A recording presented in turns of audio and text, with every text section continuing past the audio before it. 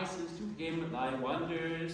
Great art thou, O Lord, and marvelous are thy works, and there is no word which suffices to him thy wonders. For thou of thine own good will hast brought into being all things which before were not, and by the might thou dost uphold creation, and by thy providence thou dost order the world, when thou hast joined together the universe out of 4 elements. Thou dost crown the circle of the year with 4 seasons. Before thee tremble all the powers endowed with intelligence.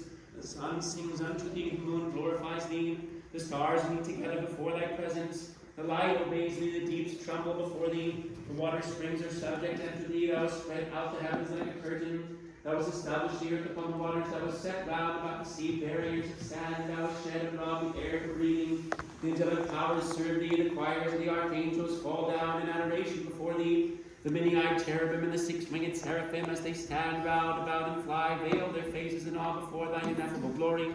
For thou who art God, inexpressible, existing, uncreated before the ages, and ineffable, didst descend upon the earth, and didst take on the semblance of a servant, and was made in the likeness of man. For because of the tender compassion of thy mercy, O Master, thou couldst not endure to behold mankind oppressed by the devil, but thou didst come and didst save us. We confess thy grace, we proclaim thy mercy, we conceal not thy gracious acts. Thou hast delivered the generation of our mortal nature by thy birth. Thou dost sanctify a virgin's womb. All creation magnifies thee, who hast revealed thyself. For thou, O our God, hast revealed thyself upon the earth, and hast dwelt among men. Lo, thou hast troubled the streams of Jordan, sending down upon them from heaven thy Holy Spirit, and hast crushed the heads of the demons who lurk therein.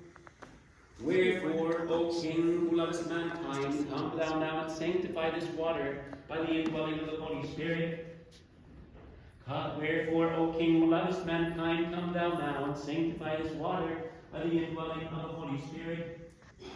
Wherefore, O King, who lovest mankind, come thou now and sanctify this water by the indwelling of the Holy Spirit, and grant to it grace of redemption and the blessing of Jordan.